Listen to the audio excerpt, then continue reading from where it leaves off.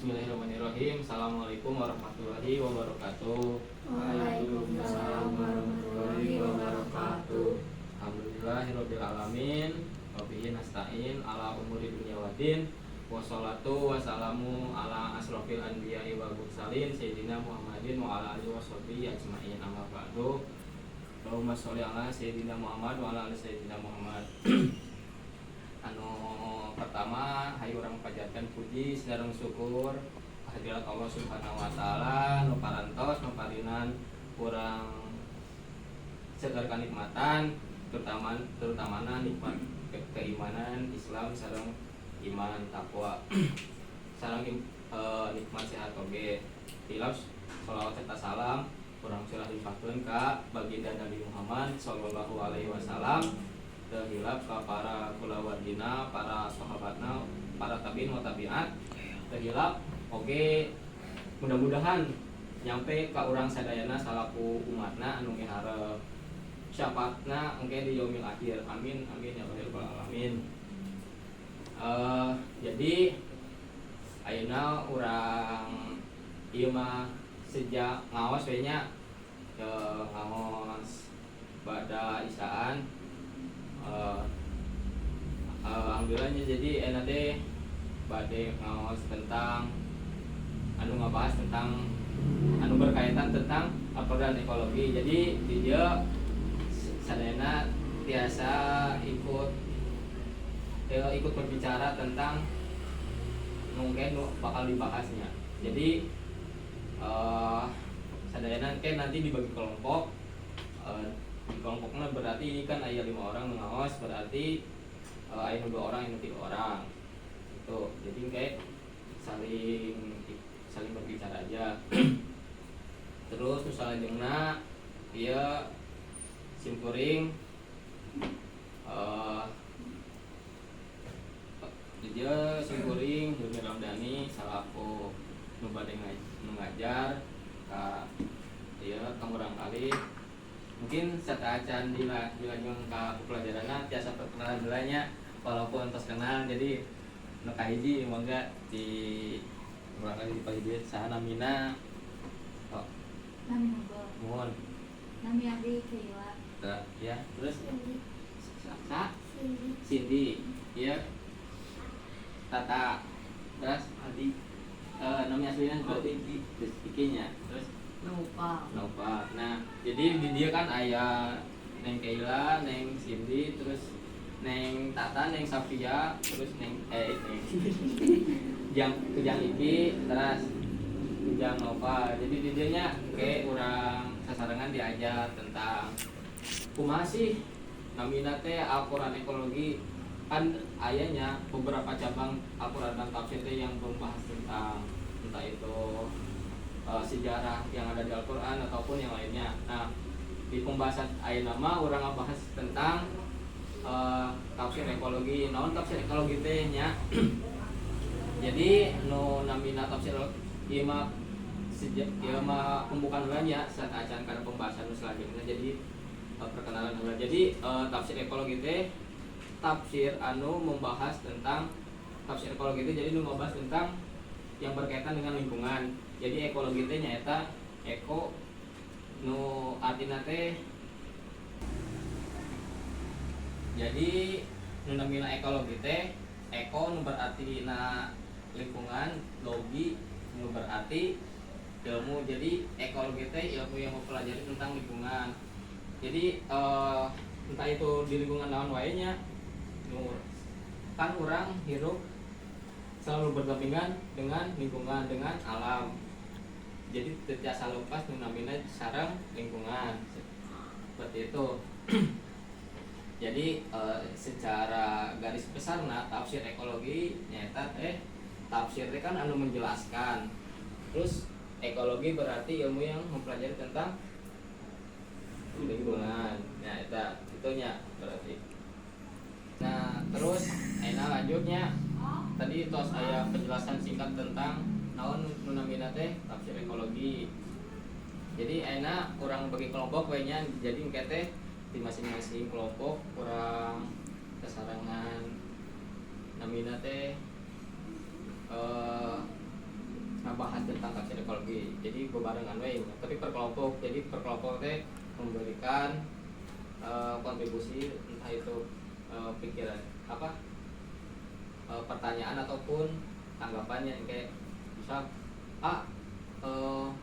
di Ampera mah nu jadi yeuna sampahna rada ieu rada kebalakna misal kumaha solusina kumaha nah kita urang ngebahas etanya seperti itu. Jadi enak orang bagi kelompok mungkin kata acan dibagi kelompok ngetang pelatih izin nepi ka 2 berarti sok dimulai ti dia berarti 2 hiji 2 hiji. Nah jadi nu kelompok hiji gabung sama kelompok hiji nu kelompok 2 sama kelompok 2 coba data gabung. Terus enak lanjutnya jadi enak kelompoknya kan atas anu kelompok bisa kelompok panogat. Terus enak dibagi kelompok iya numpang istri kurang ngebahas tentang ekologi nu aya di lingkungan sekitar, misalnya tentang buang sampah. Terus nah etanya contoh kecil. Nah terus nu kelompok panogat berarti bencana alam nu bencana alam teh aya naon berarti banjir, longsor, gunung meletus. Nah eta contoh kecil oge. Sebenarnya mah seueur bencana teh eta mah jadi hanya gambaran umumna wa. Jadi gambaran umumna hungkul jadi bencana-bencana teh. Terus ayeuna anu terang teh ieu aya ayat Al-Qur'an nu nyarioskeun tentang jangan merusak bumi, terus jangan berbuat kerusakan di bumi. Terang teh ayat Al-Qur'an nu ngebahas tentang eta. Terang jadi di Al-Qur'an ge aya sebenarnya manon anu ayatnya nu ngajelaskeun tentang jadi urang di bumi teh sebagai khalifah. Naon khalifah teh? Pemimpin di bumi ieu anu tujuanna nyatana jeung ngalestarikeun bumi lingkungan. Kusabab kitunya orang sebagai khalifah teh sebagai pemimpin jadi kita itu diberikan amanah sama Allah Subhanahu wa taala untuk menjaga lingkungan. Nah kusabab itu ayat-ayat Al-Qur'an oge anu nyebatkeun tat ya. Nah aya salah satu ayat Al-Qur'an anu nyeroskeun tentang jangan merusak bumi. Jadi ayat teh kieu wala tufsidu sareng ulah aranjeun tufsidu ngarusak fil ardi di bumi. Wala tufsidu fil ardi ba'da islahiha saatos islahiha teh berbuat kemaslahatan islahiha ba'da islahiha khaufan wa tama'a. Jadi seperti itu. Jadi biasanya nu ayat Al-Qur'an tentang lingkungan biasanya diawali dengan wala tufsidu fil ardi jangan merusak bumi. Nah, jadi lebih ke hukumannya. Secara mah lebih ke larangan sebenarnya. Jadi wala tufsidu jangan merusak, jangan tuh larangan. Jadi gitunya sesuatu ayat Al-Qur'an anu naon namina teh anu nyebatkeun tentang lingkungan mah eta sesuatu gitu. Eta salah satu ayat Al-Qur'an anu tentang lingkungan. Terus kurang lajeng di dieu atos tadi ayat Al-Qur'an mau ngabahas tentang namanya teh tentang lingkungan, maka ada larangan berarti ada perintah, entah itu perintah dari Allah Subhanahu wa taala, aya oge perintah di negara. Jadi aya kebijakan namanya teh. Jadi misal nih si Neng Keila Neng tong bobo wae. Jadi eta teh kan larangan, berarti aya perintah untuk terus belajar, terus salat tepat waktu, terus panggilap ngaos. Jadi seperti itu nya. Jadi pastinya nu nominal larangan pasti aya perintah, aya oge kebijakan. Jadi seperti itu. Terus maka dari itu nya walau tufsidu fil ardi, jangan merusak, berarti aya perintah untuk menjaga bumi. Dengan cara apa? Dengan cara coba sebatkeun engkeula namina teh cara menjaga di lingkungan sekitar kumaha.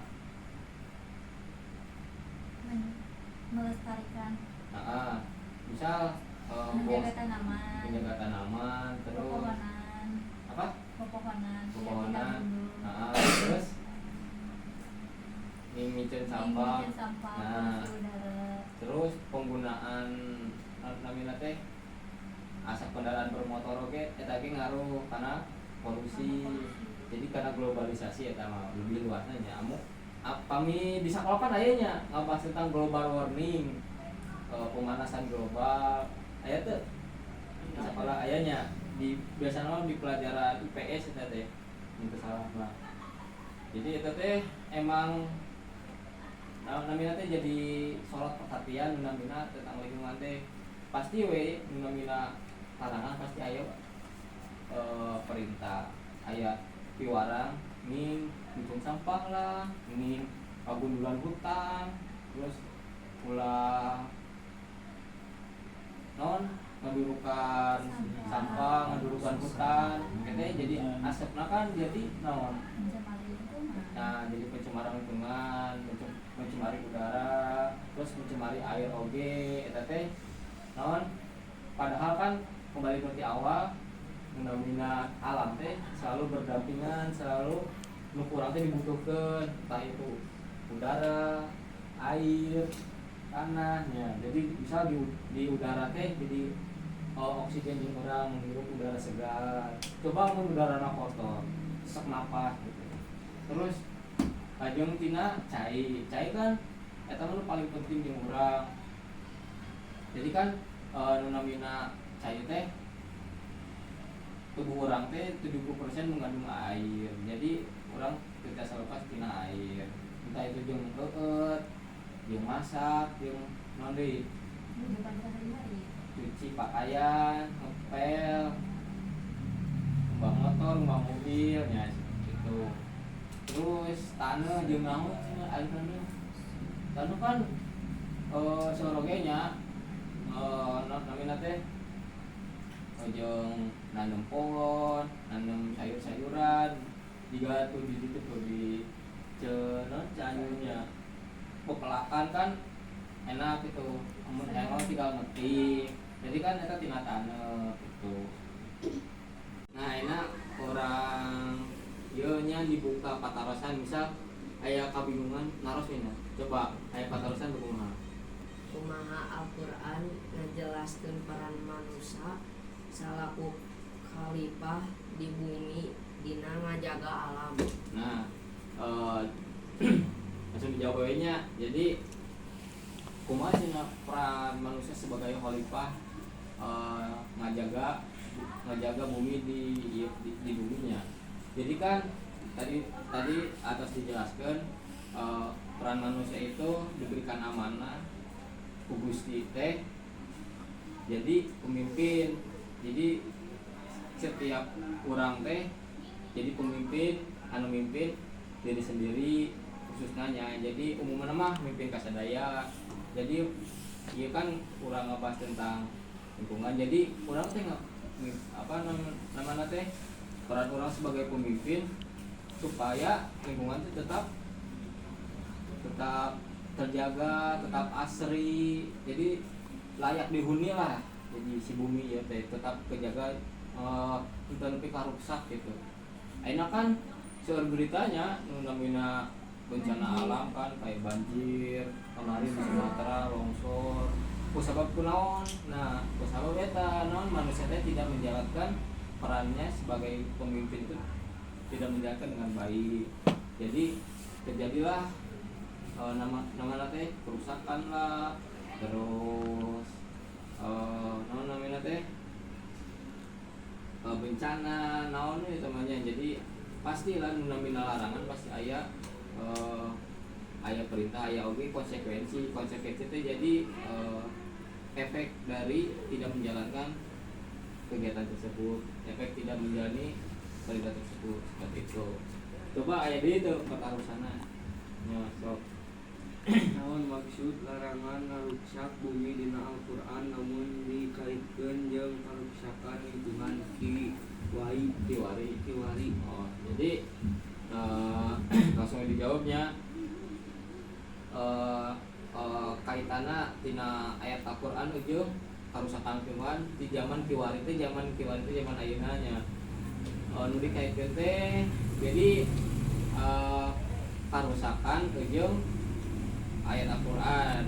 Jadi sebenarnya mah mirip-mirip anu patarosan nu kahiji. Cuman bedana aya nu kahiji mah aya peran manusia teh sebagai khalifah, sebagai pemimpin, amun ieu mah kaitanna ayat Al-Qur'an jeung namina teh karuksakan anu terjadi ketika kurang melanggar ayat Al-Qur'an eta. Jadi seperti eta nya. Jadi kira langkung nama kitu nya. Jadi namina teh bedana ari ieu mah aya efek tina langsung tina ayat Al-Qur'an, mun ieu mah peran sebagai khalifahnya.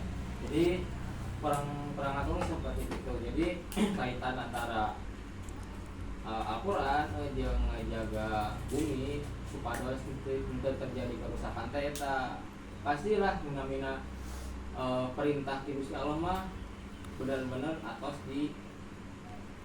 benar-benar matang lah. Jadi amun urang ngalanggar teh pasti we aya kajantenan naon gitu lah. Gitu juga ieu we Sumatera kan nu tadina hutan anu bener hutan. Bedanya hutan nu bener hutan sareng hutan kelapa sawit. Amun dibaratkeun mah hutan kelapa sawit mah kur ieu akarna teh kur deukeut gitu. Jadi tina taneuh ka jerona teh deukeut kur sabaraha meter. Beda jeung hutan bener hutan tetangkalna teh beda-beda gitu, variatif. Akarna teh nu ke jero nu sabaraha meter gitu. Jadi di kelapa sawit mah karena teh cadangan penyimpanan airnya tuh rendah. Beda aja hutan bener hutan nu tetangkalna teh variatif nu beda-beda. Jadi penyimpanan air teh tinggi gitu. Pohon beringin kan bisa menyimpan cadangan air itu beberapa ton air di tanah teh. Jadi gitu. Nah, kita tanya jawabannya. Terus coba nyasok. Kumaha Al-Qur'an merangkeun tanggung jawab manusia pikeun miwara tutuwuhan jeung sasatuan. Nah,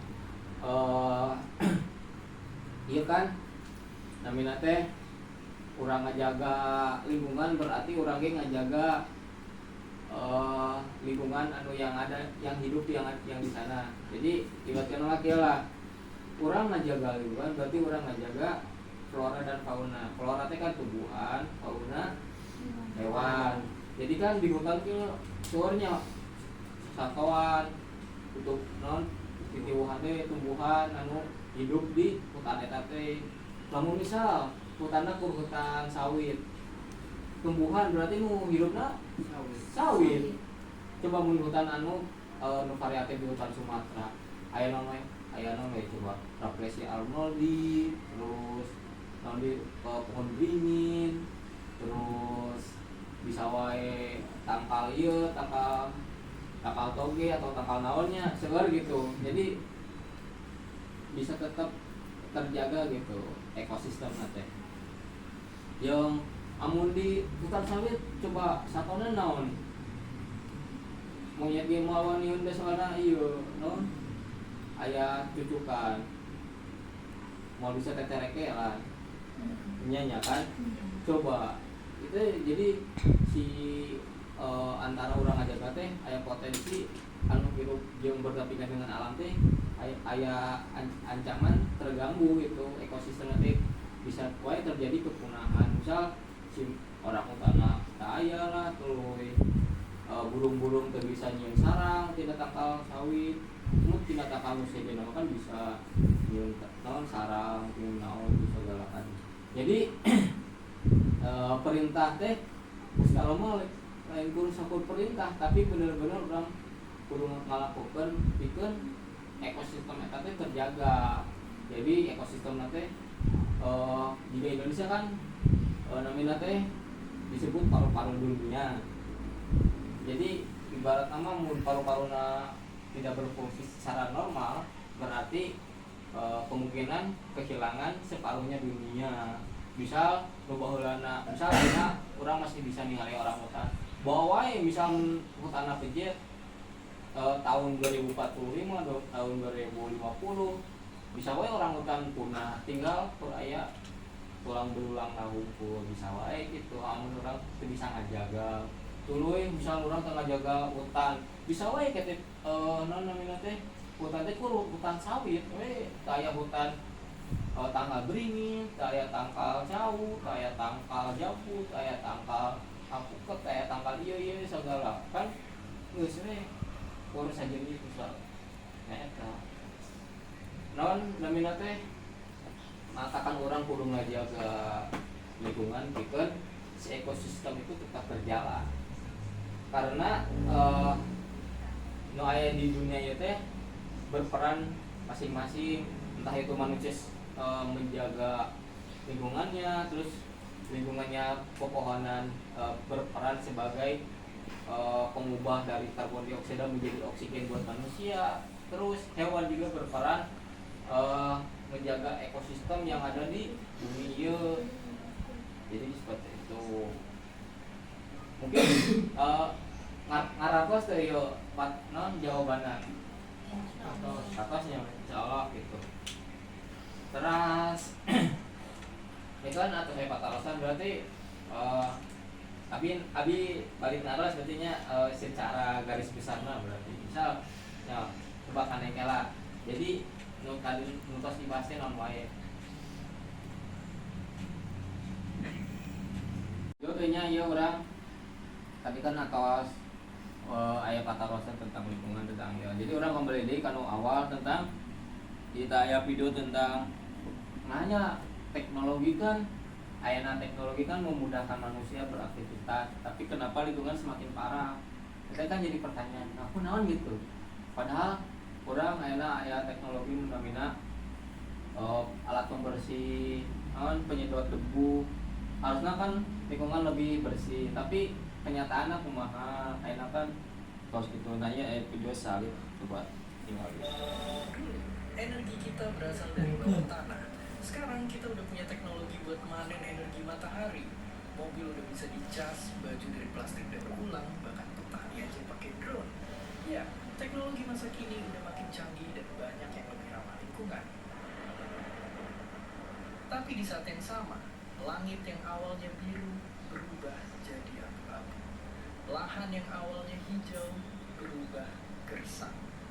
Gimana bisa teknologi terus makin canggih tapi lingkungan malah terus-terusan makin hancur?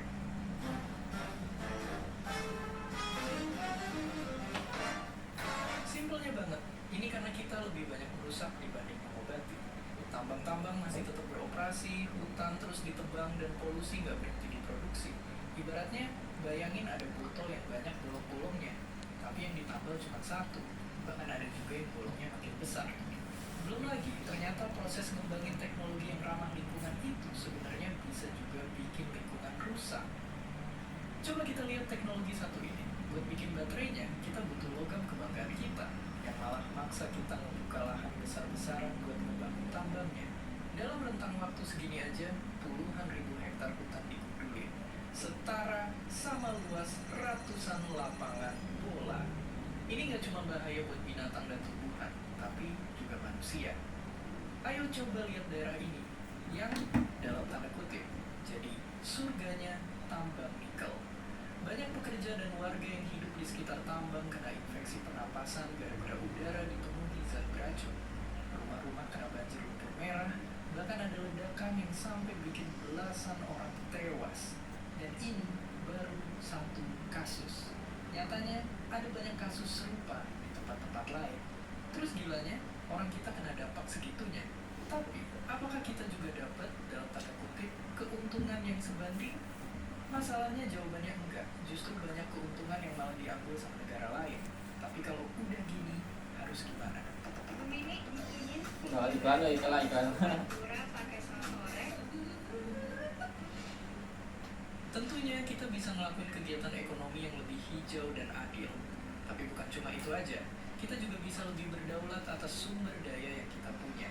Kalau kita sendiri yang menguasain, kita mampu mengontrol kegiatan-kegiatan ekonomi biar nggak merusak lingkungan. Misalnya, dibanding ngorbanin seluruh hutan sekaligus, kita bisa manfaatin hutan dengan lebih seimbang.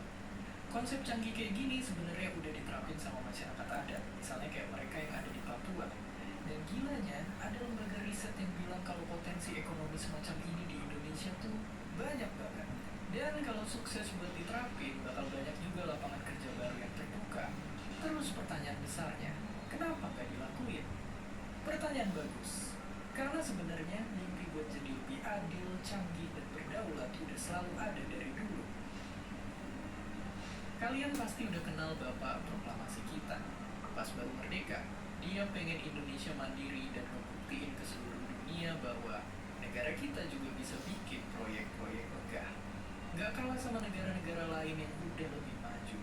Anak-anak muda bahkan dikasih kesempatan buat ngejar pendidikan sampai ke luar negeri. Berbagai jenis ilmu digali untuk kembali dan membangun tanah air sendiri. Seluruh pengetahuan ini jadi bekal untuk kita bisa ngerancang ide-ide besar. Dan semua ini dikumpulin di satu tempat, Gedung Pola. Di sini berbagai konsep dipamerin dan orang-orang bisa datang ngekritisi, bahkan ikut ngasih ide buat pembangunan negara kita. Sebagian hasilnya bisa kita lihat hari ini. Mungkin bagi kita mereka cuma pemandangan biasa, tapi zaman dulu teknologi-teknologi ini ibarat keajaiban.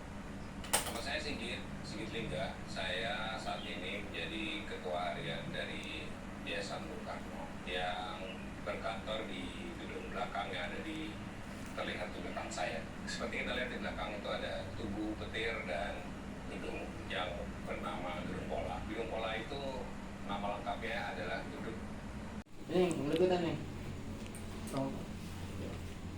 Pola Pembangunan Semesta Berencana Nasional. Apa itu Gedung Pola? Gedung Pola itu adalah gedung tempat dibentuknya, direncanakannya blueprint nasional kita atau cetak biru dari perencanaan pembangunan semesta berencana Indonesia. Keistimewaan dari gedung ini berada di atas tanah proklamasi yang dahulu adalah kediaman dari Insinyur Soekarno atau kemudian kita kenal sebagai Presiden Soekarno. Bangunan dan tugu petir itu dibangun di tahun 61 dengan tujuan untuk memulai pembangunan modern Indonesia seperti yang diamanatkan di dalam proklamasi kemerdekaan. Jadi gedung ini adalah gedung yang bisa dibilang sebagai pusat imajinasi, pusat dari semua perencanaan di segala aspek dari pembangunan Indonesia itu sendiri. Jadi kalau saya bercerita tentang pusat imajinasi, di gedung ini dahulu itu direncanakan, dipamerkan seluruh gagasan perencanaan dari proyek-proyek nasional semesta berencana yang mungkin pada satu masa disebut sebagai proyek mercusuar. Proyek mercusuar yang dilakukan oleh Presiden Soekarno itu adalah sebuah proyek-proyek besar sebagai penanda dari pembangunan peradaban Indonesia. Jadi semua dilakukan di sini. Pameran yang bertema teknologi, kebudayaan, apapun itu, pertanian, kita bisa teliti bersama banyak sekali yang telah dihasilkan dalam konsep pembangunan semesta berencana tersebut. Kalau tidak salah ada hampir 300-an proyek mercusuar pada saat itu. Saya rasa keberadaan gedung ini akan menjadi sebuah tempat yang kembali menjadi tempat berkumpulnya para pemikir atau para teknokrat yang harus bekerja keras untuk memecahkan semua persoalan-persoalan di bidang-bidang tersebut, karena kehadiran gedung ini sebetulnya untuk menjawab tantangan zaman itu. Gedung Pola jadi saksi bisu kalau Indonesia pernah punya banyak ide-ide gila. Mungkin kita jadi sadar kalau mimpi itu sesuatu yang mahal dan gak semua orang berani punya mimpi besar. Kita pernah berani, tapi coba lihat Indonesia sekarang. Apakah sudah lebih dekat ke mimpi itu? Indonesia adalah sebuah proses panjang, sebuah proses untuk membangun sebuah bangsa yang dicita-citakan tahun 45 untuk menuju masa depannya yang tidak hanya 1000 atau 2000 tahun, tapi selama-lamanya.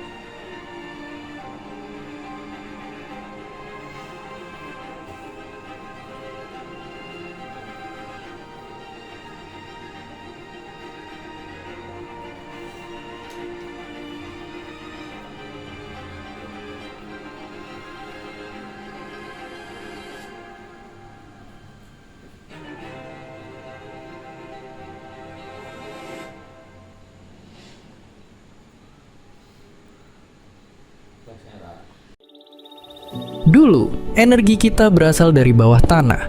Sekarang kita udah punya teknologi buat manen energi matahari.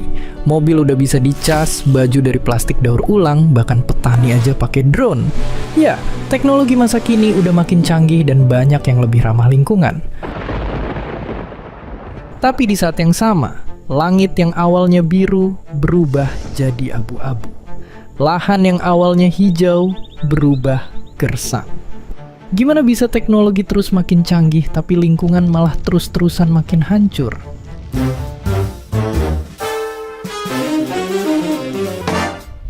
Simpelnya banget, ini karena kita lebih banyak merusak dibanding mengobati. Tambang-tambang masih tetap beroperasi, hutan terus ditebang, dan polusi nggak berhenti diproduksi. Ibaratnya, bayangin ada botol yang banyak bolong-bolongnya, tapi yang ditambal cuma satu, bahkan ada juga yang bolongnya makin besar.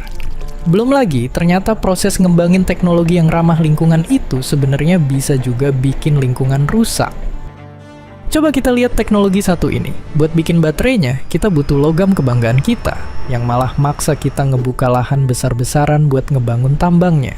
Dalam rentang waktu segini aja, puluhan ribu hektar hutan digundulin, setara sama luas ratusan lapangan bola. Ini nggak cuma bahaya buat binatang dan tumbuhan, tapi juga manusia. Ayo coba lihat daerah ini, yang dalam tanda kutip, jadi surganya tambang nikel. Banyak pekerja dan warga yang hidup di sekitar tambang kena infeksi pernapasan gara-gara udara dipenuhi zat beracun. Rumah-rumah kena banjir lumpur merah, bahkan ada ledakan yang sampai bikin belasan orang tewas. Dan ini baru satu kasus. Nyatanya, ada banyak kasus serupa di tempat-tempat lain. Terus gilanya, orang kita kena dampak segitunya. Tapi, apakah kita juga dapat, dalam tanda kutip, keuntungan yang sebanding? Masalahnya jawabannya enggak. Justru banyak keuntungan yang malah diambil sama negara lain. Tapi kalau udah gini, harus gimana? Tentunya kita bisa ngelakuin kegiatan ekonomi yang lebih hijau dan adil. Tapi bukan cuma itu aja, kita juga bisa lebih berdaulat atas sumber daya yang kita punya. Kalau kita sendiri yang nguasain, kita mampu ngontrol kegiatan-kegiatan ekonomi biar nggak ngerusak lingkungan. Misalnya, dibanding ngorbanin seluruh hutan sekaligus, kita bisa manfaatin hutan dengan lebih seimbang. Konsep canggih kayak gini sebenarnya udah diterapin sama masyarakat adat, misalnya kayak mereka yang ada di Papua. Dan gilanya, ada lembaga riset yang bilang kalau potensi ekonomi semacam ini di Indonesia tuh banyak banget. Dan kalau sukses buat diterapin, bakal banyak juga lapangan kerja baru yang terbuka. Terus pertanyaan besarnya, kenapa nggak dilakuin? Pertanyaan bagus. Karena sebenarnya mimpi buat jadi lebih adil, canggih, dan berdaulat udah selalu ada dari dulu. Kalian pasti udah kenal Bapak Proklamasi kita. Pas baru merdeka, dia pengen Indonesia mandiri dan ngebuktiin ke seluruh dunia bahwa negara kita juga bisa bikin proyek-proyek megah. Nggak kalah sama negara-negara lain yang udah lebih maju. Anak-anak muda bahkan dikasih kesempatan buat ngejar pendidikan sampai ke luar negeri. Berbagai jenis ilmu digali untuk kembali dan ngebangun tanah air sendiri. Seluruh pengetahuan ini jadi bekal untuk kita bisa ngerancang ide-ide besar. Dan semua ini dikumpulin di satu tempat, Gedung Pola. Di sini berbagai konsep dipamerin dan orang-orang bisa datang ngekritisi, bahkan ikut ngasih ide buat pembangunan negara kita. Sebagian hasilnya bisa kita lihat hari ini. Mungkin bagi kita mereka cuma pemandangan biasa, tapi zaman dulu teknologi-teknologi ini ibarat keajaiban. Nama saya Sigit Lingga. Saya saat ini menjadi ketua harian dari Yayasan Bung Karno yang berkantor di gedung belakang yang terlihat di belakang saya. Seperti kita lihat di belakang itu ada tugu, petir, dan gedung yang bernama Gedung Pola. Gedung Pola itu Nama lengkapnya adalah Gedung Pola Pembangunan Semesta Berencana Nasional. Apa itu Gedung Pola? Gedung Pola itu adalah gedung tempat dibentuknya, direncanakannya blueprint nasional kita atau cetak biru dari perencanaan pembangunan semesta berencana Indonesia. Keistimewaan dari gedung ini berada di atas tanah proklamasi yang dahulu adalah kediaman dari Insinyur Soekarno atau kemudian kita kenal sebagai Presiden Soekarno. Bangunan dan Tugu Petir itu dibangun di tahun 61 dengan tujuan untuk memulai pembangunan modern Indonesia seperti yang diamanatkan di dalam proklamasi kemerdekaan. Jadi gedung ini adalah gedung yang bisa dibilang sebagai pusat imajinasi, pusat dari semua perencanaan di segala aspek dari pembangunan Indonesia itu sendiri. Jadi kalau saya bercerita tentang pusat imajinasi, di gedung ini dahulu itu direncanakan, dipamerkan seluruh gagasan perencanaan dari proyek-proyek nasional semesta berencana yang mungkin pada satu masa disebut sebagai proyek mercusuar. Proyek mercusuar yang dilakukan oleh Presiden Soekarno itu adalah sebuah proyek-proyek besar sebagai penanda dari pembangunan peradaban Indonesia. Jadi semua dilakukan di sini. Pameran bertema teknologi, kebudayaan, apapun itu. Pertanian, kita bisa teliti bersama banyak sekali yang telah dihasilkan dalam konsep pembangunan semesta berencana tersebut. Kalau tidak salah ada hampir 300-an proyek mercusuar pada saat itu. Saya rasa keberadaan gedung ini akan menjadi sebuah tempat yang kembali menjadi tempat berkumpulnya para pemikir atau para teknokrat yang harus bekerja keras untuk memecahkan semua persoalan-persoalan di bidang-bidang tersebut. Karena kehadiran gedung ini sebetulnya untuk menjawab tantangan zaman itu. Gedung Pola jadi saksi bisu kalau Indonesia pernah punya banyak ide-ide gila. Mungkin kita jadi sadar kalau mimpi itu sesuatu yang mahal. Dan nggak semua orang berani punya mimpi besar. Kita pernah berani. Tapi coba lihat Indonesia sekarang. Apakah sudah lebih dekat ke mimpi itu? Indonesia adalah sebuah proses panjang, sebuah proses untuk membangun sebuah bangsa yang dicita-citakan tahun 45 untuk menuju masa depannya yang tidak hanya 1000 atau 2000 tahun, tapi selama-lamanya.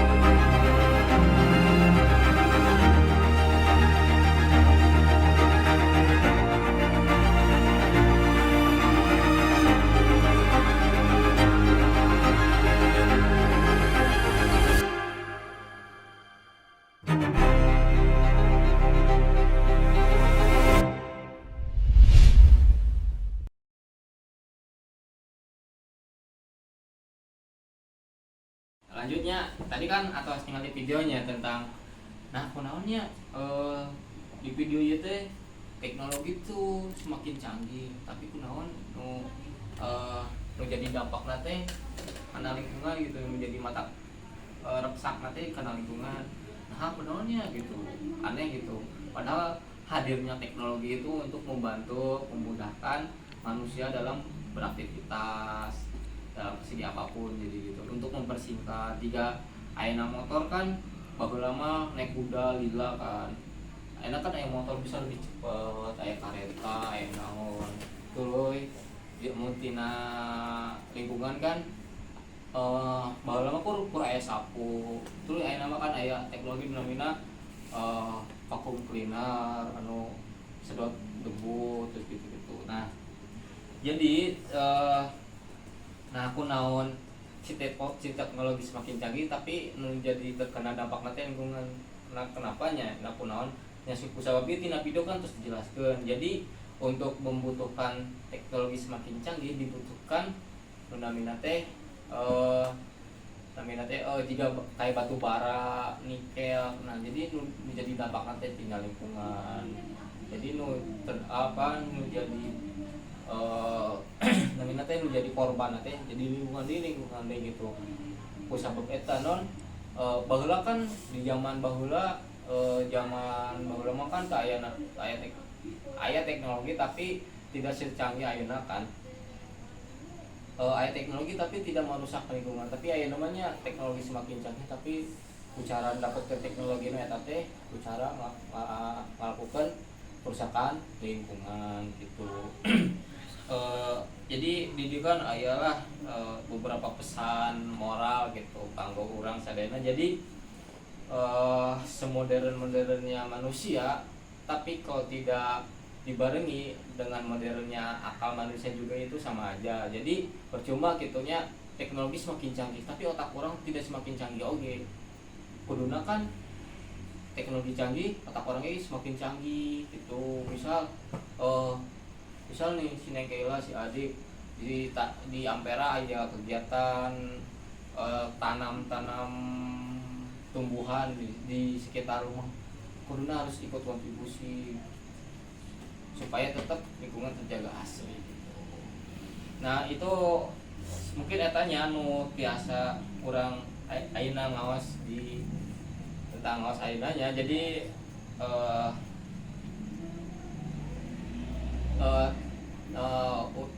non namina teh tadi orang parantos ngawas tentang tafsir ekologinya. Jadi nu berkaitan tentang lingkungan. Jadi seperti eta. Terus jadi pesan anu bisa orang diambil kan di dia poin pertama naon menjaga lingkungan. Terus polusi udara. Jangan membuat polusi udara. Terus nanti jangan menebang hutan, buang sampah pada tempatnya. Jadi seperti itu ya. Jadi poin dasar orang tina penguasaan kan eta non pembahasan lingkungan berarti orang kudu ngajaga lingkungan. Ku sabab naon urang teh diamanahan ku Gusti Allah kita ngajaga bumi seperti gitu. Nah, mungkin eta sih tina ngaos ayeuna urang sadayana aya mah ngaos tentang namina teh tentang lingkungan. Jadi kurang langkungna kos kitu we nya sareng teh simkuring hapuntenna bilih aya kekurangan tina kalepatanan bilih mah aya nu kurang cocok mungkin eta we nya nu tiasa disampaikeun hatur nuhun ka sadayana. Sok sanaos anu sumping ngaos ayeuna teh kur 5 orang tapi tadi aya saorang nu bade entos uwi. Jadi hatur nuhun nu sumping kana ngaos ayeuna hatur nuhun pisan. Simkuring tutup waenya ku bacaan kafaratul majlis. Subhanakallahumma wa bihamdika asyhadu an la ilaha illa anta astaghfiruka wa atubu ilaik. Nya urang tutup wae ku baca hamdalah alhamdulillah rabbil alamin. Simkuring tutup wae. Wassalamualaikum warahmatullahi wabarakatuh. Waalaikumsalam. Wujudkan lingkungan yang bersih dan nyaman, tentu menjadi kewajiban setiap orang. Namun, kadang masih ada segelintir orang yang kurang menyadari betapa pentingnya menjaga kebersihan. Ada banyak kata-kata inspiratif agar menjaga kebersihan yang bisa dijadikan sebagai bahan perenungan betapa pentingnya hidup bersih. Hal tersebut juga bisa sebagai pengingat bagi orang agar bisa menjaga kebersihan. Berikut adalah beberapa kata bijak untuk selalu menjaga kebersihan. Mari kita simak bersama. Jagalah kebersihan di lingkunganmu sebagaimana kau menjaga harta bendamu. Kebersihan adalah tanda kalau kita memiliki perhatian lebih kepada kebaikan.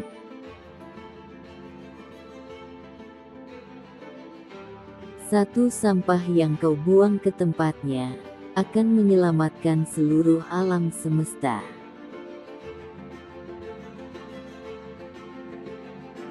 Orang-orang yang beradab dan berilmu adalah mereka yang menjaga lingkungan supaya tetap bersih dan enak untuk ditinggali.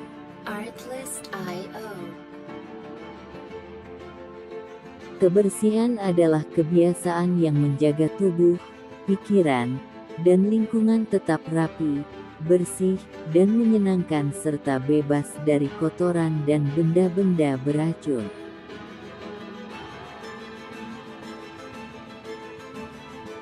Kebersihan adalah pola pikir, kebiasaan positif yang membuat tubuh, pikiran, dan lingkungan bahagia, sehat, sederhana, rapi, dan menyenangkan.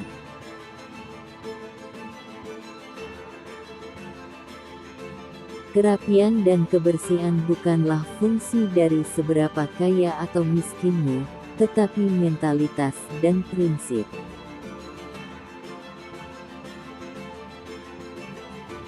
Kebersihan dan kerapian bukanlah masalah naluri, itu adalah masalah pendidikan, dan seperti hal-hal besar lainnya, kamu harus menanamkan rasa padanya. Artlist.io. Kebersihan bagi sebagian orang merupakan suatu kebajikan, bagi sebagian kebutuhan, bagi sebagian yang lain merupakan kemewahan.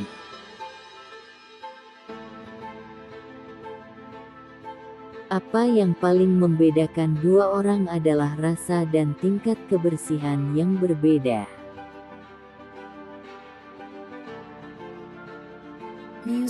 Kebersihan tubuh selalu dijunjung tinggi untuk melanjutkan dari penghormatan yang semestinya kepada Tuhan, kepada masyarakat, dan kepada diri kita sendiri.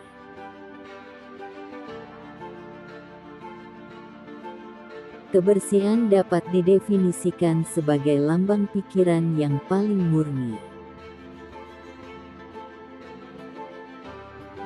9/10 dari penyakit kita dapat dicegah dengan pemikiran yang benar ditambah kebersihan yang benar, 9/10-nya. Kebersihan adalah ciri dari standar yang sempurna dan inspektur kualitas terbaik adalah hati nurani.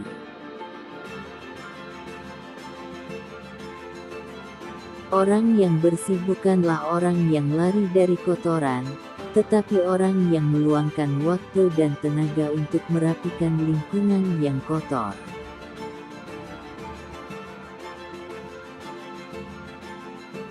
Jaga agar rumah Anda sendiri dan lingkungannya tetap murni dan bersih. Kebersihan ini akan membuat Anda tetap sehat dan bermanfaat bagi kehidupan duniawi Anda.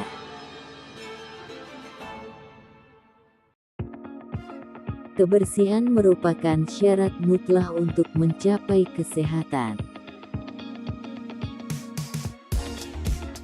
Artlist.io. Bersihkan halaman Anda sendiri terlebih dahulu sebelum meminta orang lain untuk membersihkan halaman mereka.